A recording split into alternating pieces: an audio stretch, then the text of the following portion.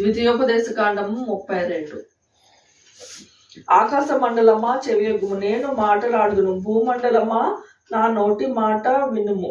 నా ఉపదేశము వానవలే కురియును, నా వాక్యము మంచు వలెను, లేత గడ్డి మీద పడు చినుకు వలెను, పచ్చిక మీద కురియు వర్షము వలెను ఉండును. నేను యెహోవా నామమున ప్రకటించదను. మన దేవుని మహాత్యమును కొనియాడుడి. ఆయన ఆశ్రయదుర్గముగా ఉన్నాడు. ఆయన కార్యము సంపూర్ణము. ఆయన చర్యలన్నీ న్యాయములు. ఆయన నిర్దోషియై నమ్ముకొనదగిన దేవుడు. ఆయన నీతిపరుడు, యథార్థవంతుడు. వారు తమ్ము చెరుపుకొనిరి. ఆయన పుత్రులు కాదు, వారు కళంకులు. మూర్ఖత గల వక్ర వంశము, బుద్ధిలేని అవివేక జనమ, అట్లు యెహోవాకు ప్రతీకారము చేయుదురా. ఆయన నిన్ను సృష్టించిన తండ్రి కాదా? ఆయన నిన్ను పుట్టించి స్థాపించను. పూర్వదినములను జ్ఞాపకము చేసుకొనుము, తరతరముల సంవత్సరములను తలుచుకొనుము. నీ తండ్రిని అడుగుము, అతడు నీకు తెలుపును. నీ పెద్దలను అడుగుము, వారు నీతో చెప్పుదురు. మహోన్నతుడు జనములకు వారి స్వాస్థ్యములు విభాగించినప్పుడు, నరజాతులను ప్రత్యేకించినప్పుడు, ఇజ్రాయిలు లెక్కను ప్రజలకు సరిహద్దులను నియమించను. యెహోవా వంతు ఆయన జనమే, ఆయన స్వాస్థ్య భాగ్యము యాకోబే. అరణ్య ప్రదేశములోను భీకర ధ్వని గల పాడైన ఎడారిలోను వారిని కనుగొని ఆచరించి పరామర్శించి తన కనుపాపను వలె వాని కాపాడను. పక్షిరాజు తన గూడు రేపి తన పిల్లల పైన అల్లాడుచు రెక్కలు చాపుకొని వాటిని పట్టుకొని తన రెక్కల మీద వాటిని మోయినట్లు యెహోవా వారిని నడిపించెను. యెహోవా మాత్రము వారిని నడిపించెను. అన్యుల యొక్క దేవుళ్లలో ఏ దేవుడును ఆయనతో కూడా ఉండలేదు. భూమి యొక్క ఉన్నత స్థలముల మీద వానిని ఎక్కించెను. పొలంల పంట వానికి తినిపించెను. కొండ బండ నుండి తేనెను, చెక్కుముకి రాయి నుండి నూనెను అతనికి జుర్రించెను. ఆవు మజ్జిగను, గొర్రె మేకల పచ్చిపాలను, గొర్రె పిల్లల కొవ్వును, బాషాను పొట్టేలను, మేకలను, గోధుమల మెరికల సారమును నీకిచ్చెను. నీవు తాగిన మద్యము ద్రాక్షాల రసము. యెషూరును కొవ్విన వాడే కాలు జాడించెను. నీవు కొవ్వి బలిసి మందుండనైతివి. వాడు తన్ను పుట్టించిన దేవుని విడిచెను, తన రక్షణ శైలమును తృణీకరించెను. వారు అన్యుల దేవతలను ఆయనకు రోషము పుట్టించిరి. హేయ కృత్యముల చేత ఆయనను కోపింప చేసిరి. వారు దేవత్వము దయ్యములకు, తామెరుగని దేవతలకు, కొత్తగా పుట్టిన దేవతలకు, తమ పితరులు భయపడిన దేవతలకు బలి అర్పించిరి. నిన్ను పుట్టించిన ఆశ్రయ దుర్గమును విసర్జించితివి. నిన్ను కనిన దేవుని మరచితివి. యెహోవా దానిని చూచెను. తన కుమారుల మీదకి కుమార్తెల మీదకి క్రోధపడెను, వారిని అసహించుకొనెను.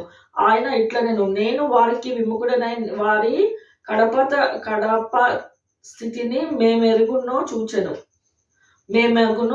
వారు మూర్ఖ చిత్తము గలవారు, విశ్వాసము లేని పిల్లలు. వారు దైవము కాని దాని వలన నాకు రోషము పుట్టించి, తమ వ్యర్థ ప్రవర్తన వలన నాకు ఆగ్రహము పుట్టించిరి. కాబట్టి జనము కాని వారి మీద వారికి రోషము పుట్టించును, అవివేక జనము వలన వారికి కోపము పుట్టించును. నా కోపాగ్ని రగులుకొనెను, పాతాళ గాధము వరకు అది దహించును. అది భూమిని దాని పంటను కాల్చును, పర్వతముల పునాదులను రవల పెట్టెను. వారికి ఆపదలను విస్తరింప చేసెను, వారి మీద నా బాణములన్నిటినీ వేసెదను. వారు కరువు చేత క్షీణించుదురు, మంట చేతను క్రూర హత్య చేతను హరించిపోదురు. బురదలో పాకు పాము విషమును, మృగముల కోరలను వారి మీదకి రప్పించను. బయట ఖడ్గము, లోపల భయమును, యవనులను, కన్యకలను, శిశువులను, నెరసిన తల వెంట్రుక గలవారిని నశింపచేసేదను. వారిని దూరమునకు చెదరగొట్టేదను. వారి పేరు మనుషులలో లేకుండానే చేసేదను అనుకొందురు. వారి విరోధులు నిజము గ్రహింపకుందురేమో. ఇదంతయు యెహోవా చేసినది కాదు, మా బలము చేత వారిని గెలిచితిమని వారు అనుకొందురేమో. విరోధి గర్వమునకు భయపడి చెదరగొట్టలేదు. వారు ఆలోచన లేని జనము, వారిలో వివేచన లేదు. వారు జ్ఞానము తెచ్చుకొని దీని తలపోసి తమ కడపరి స్థితిని యోచించుట మేలు. తమ ఆశ్రయ దుర్గము వారిని అమ్మి వేయని ఎడల, యెహోవా వారిని అప్పగించిన ఎడల, ఒకడు ఎట్లు 1000 మందిని తరుమును, 2 ఎట్లు 10,000 మందిని పారద్రోలును. వారి ఆశ్రయదుర్గము మన ఆశ్రయదుర్గము వంటిది కాదు. ఇందుకు మన శత్రువులే తిరుపుళ్ళు. వారి ద్రాక్షవల్లి సోదమ ద్రాక్షవల్లి, అది గొమొర్రా పొలములో పుట్టినది. వారి ద్రాక్ష పండ్లు పిచ్చి ద్రాక్ష పండ్లు, వాటి గెలలు చేదైనవి. వారి ద్రాక్షరసము క్రూర సర్పముల విషము, నాగుపాముల క్రూర విషము. ఇది నా యొద్ద మరుగుపడి ఉండలేదా? నా విధులలో ముద్రింపబడి ఉండలేదా? వారు కాలు జారు కాలమున పగ తీర్చుకొనుటయు ప్రతి ఫలము ఇచ్చుటవి నావే. వారి ఆపద్దినమున సమీపించును, వారి గతి త్వరగా వచ్చును. వారి కాదారము లేకపోవును, నిర్బంధించబడిన వాడు స్వతంత్రుడును లేకపోవును.